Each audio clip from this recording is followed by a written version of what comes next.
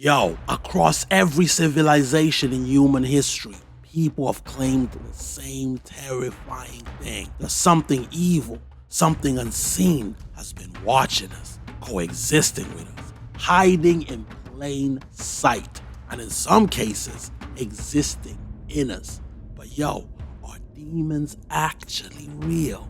Or has humanity simply been trying to explain fear itself? Hey, what's popping, fam? My name's Maya, and this is the Homeboy's Guide to Demons. Now, before the Exorcist movies, before evangelical Christians were laying hands on people and casting out demons, before the Bible, we gotta take it back. Alright, so it's like 4,000 years ago, ancient Mesopotamia. Crazy time to be alive. The wheel's just been invented. They're not using it for transportation. That will come much later. They're using it for like pottery and stuff. But still, they've invented it. Shout out to them. There's a lot going on. Crazy time to be alive. But we're not here for all that. We're not here for all that. Lock in, focus. We're here to link up with one of the earliest recorded demons in human history. This chick. Lamashtu. Yo, the head is like lioness vibes, usually depicted roaring, angry, but the teeth are weird, like donkey teeth. And the ears are like when Pinocchio was transforming into the donkey in that one traumatizing scene. You know the one. The body's hairy, long arms, creepy fingers, usually depicted gripping snakes and that. The feet look like they belong to a bird. It's just a lot. It's a lot going on, man. And as if that wasn't weird enough, in a lot of the depictions of this chick, she's like being all maternal, but in like a weird way, like all uncanny, like she's nursing a puppy or a pig. Like for some reason she's riding a wild donkey. Just weird stuff. But yo, homegirl wasn't on some funny like, oh, little pesky, cheeky demon. Nah, this was like the stuff of nightmares. Lamashtu was on smoke. Like, peep this, right?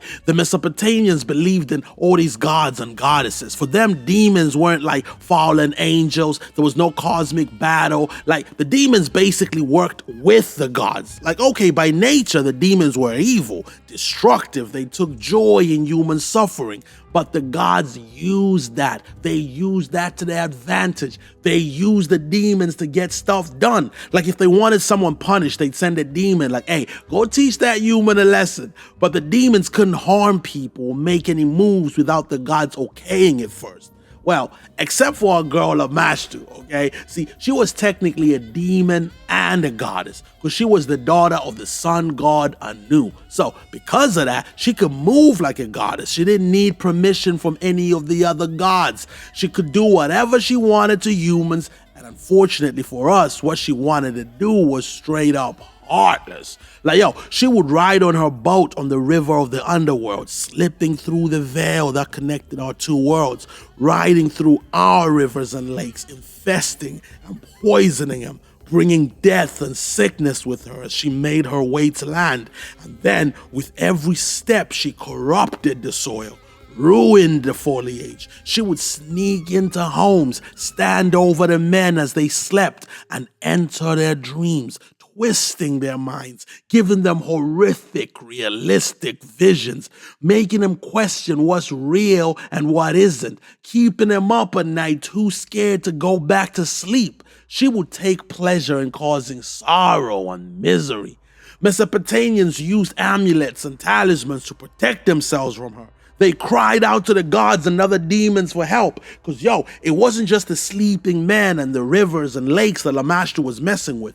She started coming for the pregnant women, the babies. She was said to like rock up to mothers, right? Snatch their bubbas and go full vampire mode on them. So she had people shooketh. They were gripsing the amulets. They were doing up incantations against her. Pregnant mothers were petrified. The gods did intervene, they did. They were like, hey, we need someone to keep her in check. So they sent Pazuzu to protect the mothers and the babies from Lamashtu. So you had like little amulets of Pazuzu next to sleeping babies. Mothers would carry statues of Pazuzu. And the crazy thing is Pazuzu himself wasn't like a sweet, chill demigod or whatever. He was a demon. He was super destructive, used to bring famine and crazy winds, smashing up homes. But it was a case of the enemy of my enemy is my homie, you feel me? Hey yo, Pazuzu was strong enough to stand up to Lamashtu and help the humans out. Now, Mesopotamia wasn't the only place dealing with demons.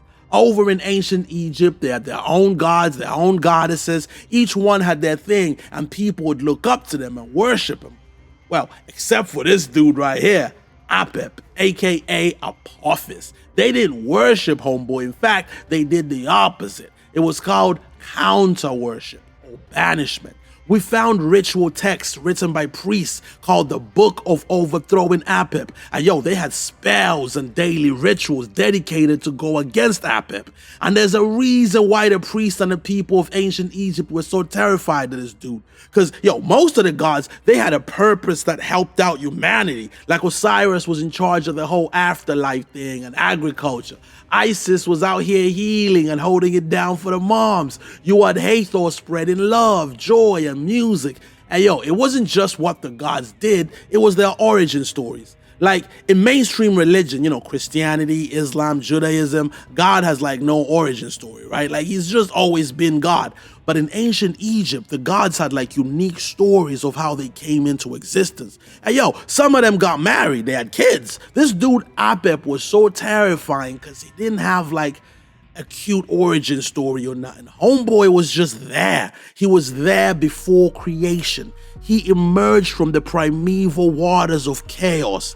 He existed in the darkness way before the gods. His purpose was to plunge humanity back into that darkness and chaos. Every night he tried to devour the sun god Ra, because every day Ra would journey across the sky in this mythical boat, bringing us heat, light, life, ensuring Earth was all good. And then during the night for like 12 hours, he traveled through the underworld. And that's when, like clockwork, without fail, Apep would rock up, trying to defeat Ra, destroy the boat, and end all life on Earth. Luckily for us, Ra was a beast, and he won that battle. But the next day, Apep would be back on smoke, regenerated, determined to wipe us out once and for all. Hey, he was so feared that people were too shook to speak or write down his name, believing that that would give him more power. So he was just referred to as the Serpent. Now, hypothetically speaking, what would happen if that serpent realized that the best way to defeat humanity is by giving us knowledge, giving us the option to do good or evil, knowing fully well that most of us will choose evil, put our own self-interests above the good of humanity, will turn on each other, we'll use things like gender, race, religion, status to tear each other down. Like hypothetically speaking, what would happen if that serpent slithered into a garden that could only be described as paradise, and whispered into the ear of a naive, innocent woman, convincing her to make the first step that would lead to the downfall of humanity?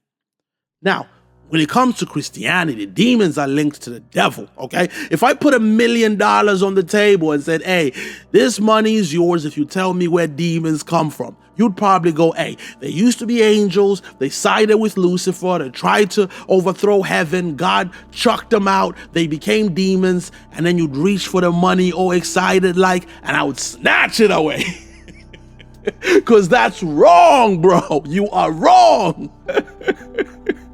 Listen, a lot of what we know has been pieced together over centuries, right? People removing things, changing a bit of that, a bit of this, trying to make it all fit together like a jigsaw puzzle. So, demons, we associate them with the devil, Satan. But if we remove all the extras, all the noise, and just focus on the actual biblical scriptures, like what do they say? Yo, when we talk about the Garden of Eden story, we talk about it like, hey, Eve got tempted by the devil.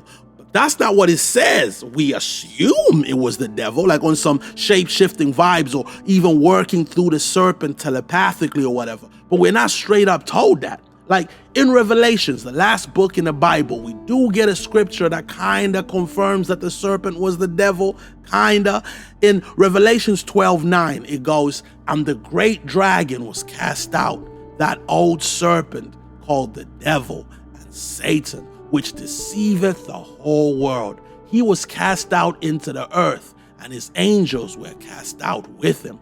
We double down in Revelation 20 verse 2, going, he seized the dragon, that ancient serpent, who is the devil or Satan, and bound him for 1,000 years. Again, making the connection between the devil and the serpent. But there is a debate amongst biblical scholars, Christians, because there was no need for the author to be all vague about it. Like, this is an important part of the story. The serpent being the devil changes everything. It's super important to the story. And it doesn't help. It doesn't help that the way the serpent is introduced in Genesis 3 straight up tells us that this was just the serpent. The beginning of Genesis 3 goes, now, the serpent was more crafty than any of the wild animals the Lord God had made. So it's basically saying, listen, God made a bunch of animals. Some of them were just a lot trickier. They were sneakier, craftier. So, just a little trickster. The first time the devil is properly mentioned in the Bible, first time he's properly introduced, is in the book of Job. So the first time we're seeing him, he's hanging out with the angels. The scriptures say, one day the angels came to present themselves before the Lord, and Satan also came with them. So basically, God is chilling. The angels are rocking up to him, doing what angels do. And amongst these angels, it's just like Satan, the devil, the prince of darkness. And God asks him, like, hey, where have you been? And the devil goes, I've been roaming throughout the earth, just going back and forth on it. Then the Lord said to Satan, have you considered my servant Job? There is no man on earth like him. He is blameless and upright, a man who fears God and shuns evil. So God's basically flexing. Like, have you seen this dude Job? Like, have you seen how loyal he is? How much he loves me, like? And then the devil was like, yeah, of course he loves you. Look at the cushy life you've given him. Like, Homeboy is hashtag blessed and hashtags ain't even a thing yet. And then he goes, but now stretch out your hand and strike everything he has, and he will surely curse you to your face. The Lord said to Satan, very well then, everything he has is in your power, but on the man himself do not lay a finger. Then Satan went out from the presence of the Lord. Now, when I was in Sunday school, this story in the Bible was used to teach us about faith, about trusting God no matter how bad things got. Because things got bad for the dude, okay? They got bad. But through it all, he was like, hey, I'm still rocking with you, God. I'm still faithful. Then God blessed him. And in the end, everything was all good. All's good, all's well that ends well, right? That's the takeaway. But my whole thing is the dynamic between God and the devil in this story. In like Revelations and in like evangelical sermons, it's always like God and the devil can't stand each other. It's just scorched earth, beefing, fighting for the souls of humanity, heaven versus hell, angels versus demons. But in this, the first time we're introduced to the devil, him and God are pretty chill with each other. Like, reading this story messed me up as a kid, man. Because the way I used to picture things was God is up in heaven, right? God is up in heaven with the angels and Jesus and whatnot. And the devil, he's in the underworld, fire everywhere, demons. And like, he visits the earth, tempts people, he brings about illness and misery, and he tries to find ways to make people sin so they can spend their eternity in hell. From what I understood, God can't stand the devil and the demons because he sees how much suffering they cause by making humanity turn from him. He can't stand the devil, but he can't do nothing about it because he gave us free will. But in the future, there'll be an epic battle where God will defeat the devil once and for all. So yeah, God can't stand the devil, and the devil hates God. I was like, there's no way they could even be in the same room together. Like, when the minute they're in the same room, it's just like smoke. You know what I'm saying? There's no way they could be in a room together because like darkness can't exist in the presence of light. Like the devil would just melt in God's presence, like that witch from the Wizard of Oz. But in this story, they're just chopping it up, just all casual. Like it's our first introduction to the devil, and everything bad that he does was with the permission of God. You feel me? This first introduction to the devil kind of makes it seem like him and God have the same relationship that the gods of ancient Mesopotamia had with their demons. Now, throughout the Bible, going into the New Testament, the devil gets a little more hands-on, but still, we don't get as much devil-demon interactions.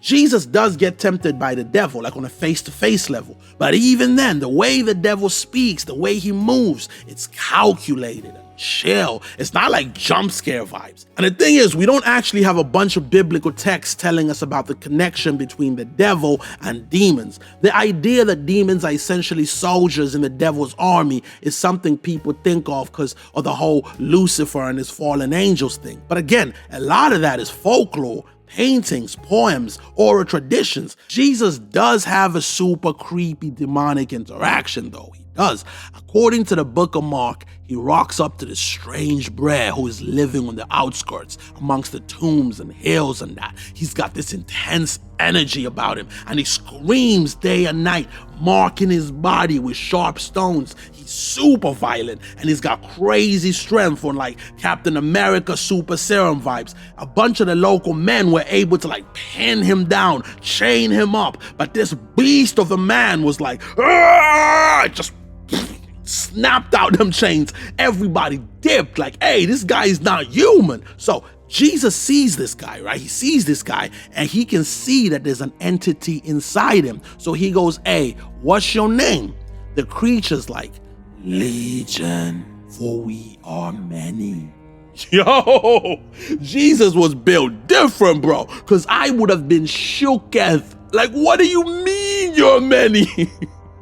And yo, they know who Jesus is. They're like, please don't destroy us. Please, bro. They're like, hey, there's a herd of pigs over there. Just cast us into that, please. And Jesus is like, I bet. And the demons go into these pigs, right? The pigs go berserk and they throw themselves into the water. Alright, so we took it back, ancient times, the Bible and that. But let's talk about now. Let's talk about thousands of people today who claim to experience something terrifying at night. A lot of these stories, they sound almost identical. Like no matter the country, no matter the religion, no matter the background, people wake up in the middle of the night and they can't move, bro. Like imagine just lying there and you're unable to move, fully conscious, heart pounding, like like it's gonna explode out of your chest, and through the corner of your eye, you can see something's there, a figure standing in the corner of the room. You're trying to scream, you're trying, but nothing comes out. And that thing's still there, just watching. This is what people are experiencing, bro. And the stories are eerily similar. The creature in the corner of the room, they describe it as being tall and shadowy. Sometimes it has glowing eyes. Sometimes it's just like nothingness where the eyes should be. Sometimes people describe horns on his head, and sometimes they close their eyes and they can feel like a human-like shape crouched on their chest. Some cultures call them jinn, shadow people, night spirits. Some cultures call them demons. The scientific explanation is sleep paralysis, right? And scientists believe it happens when the brain wakes up while the body is still trapped in a dreamlike state. Basically, your mind is awake, but your body is still asleep, which can trigger terrifying hallucinations. But yo, here's the creepy part. So many people around the world describe seeing the same things: shadow figures, whispering, pressure on the chest, evil presences, and glowing eyes watching them from the dark. And why? Why throughout human history did so many cultures interpret those experiences as having something to do with demons? Like, maybe it's the same reason that even though the Bible never fully lays things out cleanly when it comes to the devil and demons, We've built it up. We've fleshed it out over centuries through theology, songs, paintings, literature. Because real talk, it raises a creepy question when you think about it. Did humanity shape the image of demons? Or were demons working behind the scenes? Did demons shape humanity's imagination? Because if demons are just symbols of fear, then why throughout history have so many people claimed that they don't just see them, they don't just feel them, but they become possessed by them? And this is where things get a little uncomfortable, because possession stories exist in cultures all over the world.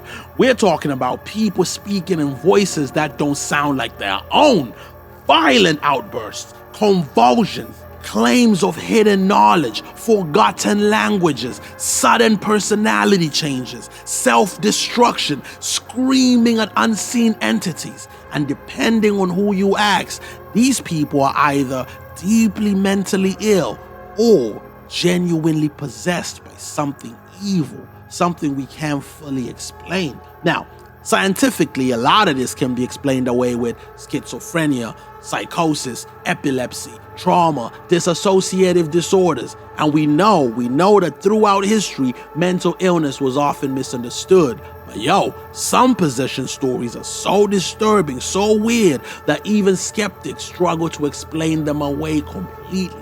And no case shaped modern fear of demonic possession more than this one. Germany, 1970s. A young woman named Anneliese Michel. Now, before we even get into this story, I gotta keep it balanced, okay? Because according to doctors, homegirl was suffering from severe mental illness. When she was 16 years old, she started having severe convulsions and blackouts. Doctors were like, hey, she's got temporal lobe epilepsy, depression, psychosis. And depending on who you ask, this was either a tragic medical case or something much, much darker. Because the people around Anneliese, man, they started noticing disturbing things. Not Hollywood movie type stuff. No. At first, it was just little things. She became deeply paranoid, started saying she could feel an evil presence around her, claimed she heard voices whispering to her. And then things got worse, way worse. According to reports, she started reacting violently to religious objects.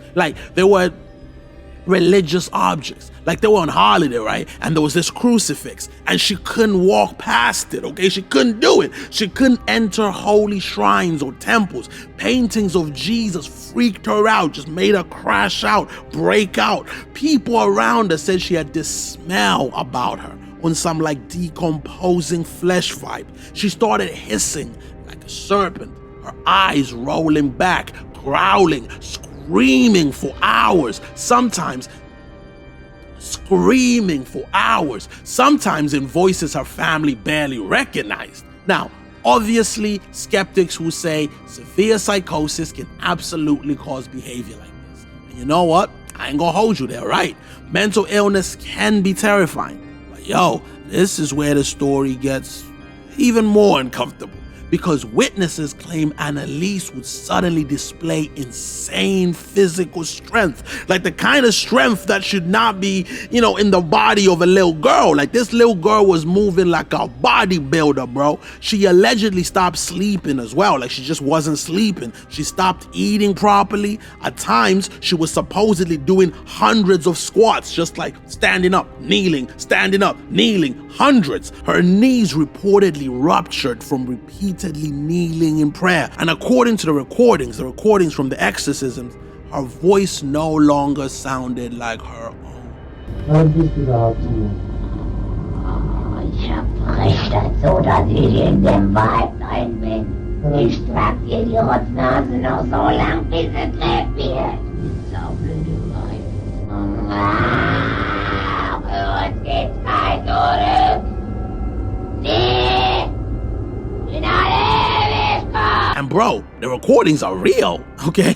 They're real. That's the part that messes people up. Because when you hear them, whether you believe in demons or not, something about it feels wrong, okay? Distorted, animalistic, like a human voice trying to become something else. And this wasn't some one-night horror movie exorcism either. Over the course of months, priests performed dozens of exorcism sessions on Anneliese.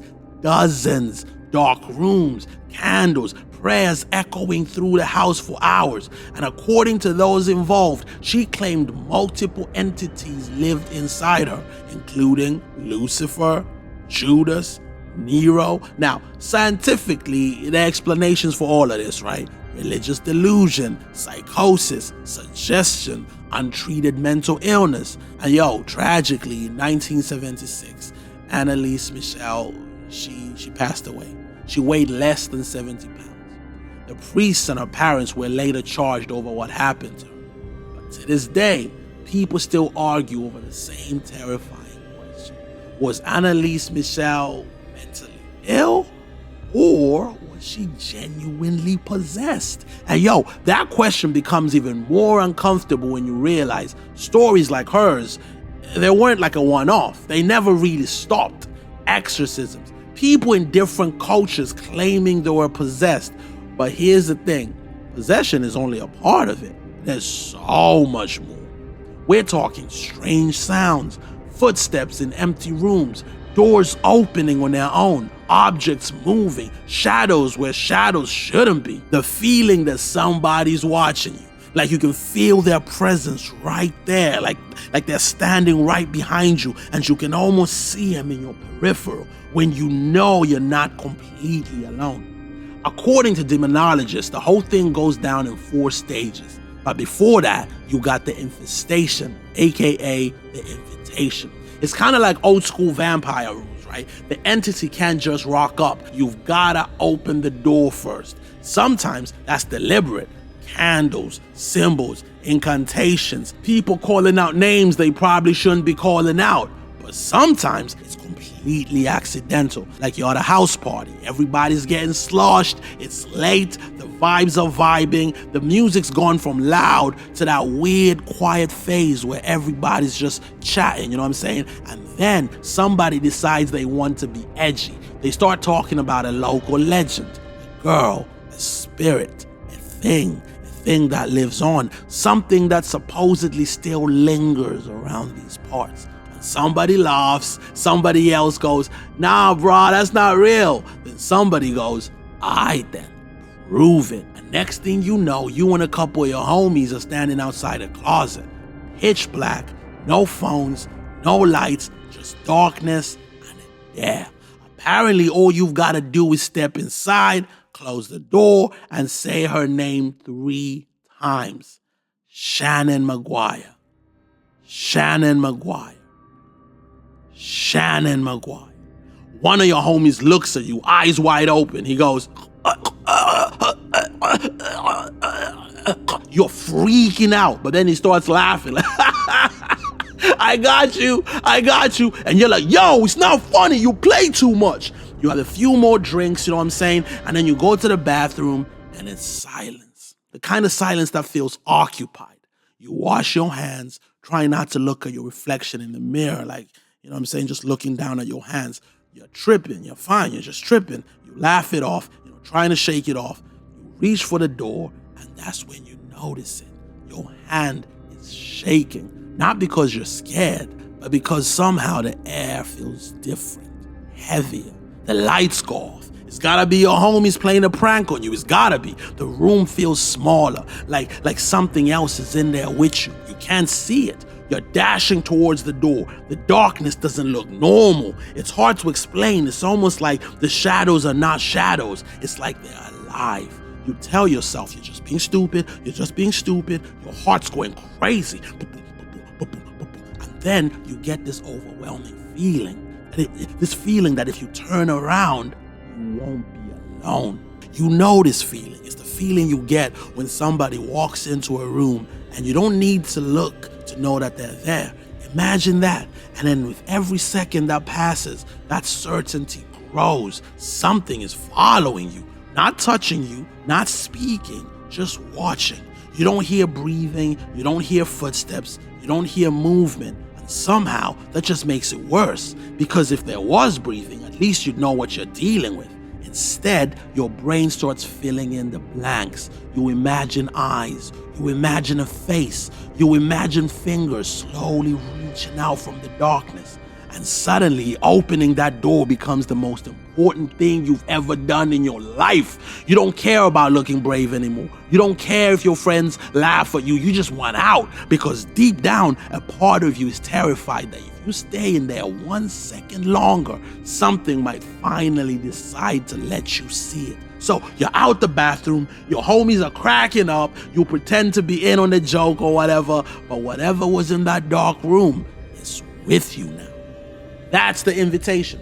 Sometimes the invitation comes from tragedy, from trauma. Something bad happens, and that pain, that grief, it takes up space, and you can't let it go, and the entity feeds off it. Once the entity has been invited in, the first stage is infestation. This is where the entity starts making itself at home in your environment. Nothing huge, nothing crazy, not yet, okay? That's what makes it creepy. Because at first, it's just little things. You walk into a room and you catch a whiff or something. Like, ugh, what's that? Like rotten eggs or decayed meat. You spend an hour looking for it. You're lifting up cushions. You're checking out the fridge. You're looking in cupboards. You're trying to find this smell. And then smell just vanishes, goes away. A few days later, you're watching TV. Hey, maybe you're checking out my videos. You're like, hey, this Maya guy got such a weirdly diverse selection of content. Like, how's he got a deep dive video on Taylor Swift, alien abductions, and now demons? Like, what's going on? I guess that's why his channel's called Maya's Brain, because he be making videos about whatever pops in his brain. And then, right, you hear footsteps upstairs. You pause the video. You hear them slow, deliberate. You remove the headphones out your ears. 1 footstep, 2, 3. You assume somebody's home. You call out, hey, no answer. You go check, nothing, nobody. And then little things start appearing where they shouldn't be. You find a cup on a kitchen table that you could have sworn you'd put away, a photograph that somehow ended up facing the wall, a door that keeps being open when you're certain you closed it. You start blaming yourself, like, hey, you know what, I'm tripping. Maybe I'm tired. Maybe I'm stressed. I've been under a lot of stress. Maybe I'm just forgetting things. But deep down, something feels off. Then the dreams begin. Not nightmares, not at first, just strange dreams. A figure standing far away, watching. Every night, it gets a little closer. And every morning, you wake up feeling exhausted, like you never slept at all. Then one night, you wake up at 3 a.m. You don't know why. The house is silent. And for a split second, you see somebody standing in your bedroom doorway. You sit upright, okay? The figure's gone. You tell yourself it was just a dream. But the problem is, you know you weren't asleep. You know that. The second stage is oppression. And this is where things stop happening around you and start happening to you. According to demonologists, this is when the entity begins grinding a person down, physically, emotionally, spiritually. Imagine waking up every morning just feeling exhausted, not sleepy, exhausted, like something spent the entire night feeding on your energy. You start having the same nightmare over and over again. And usually it's like of you walking through your house. Everything looks normal until you realize every room is empty, like empty. The furniture gone, everybody gone. And at the very end of the hallway, there's someone standing there waiting. Every night they get a little closer. Every night you see a little more of their face. You see more of the features. And then when you wake up exhausted, life starts falling apart. You and your people start arguing over nothing. You're in a bad mood and you just can't shake it.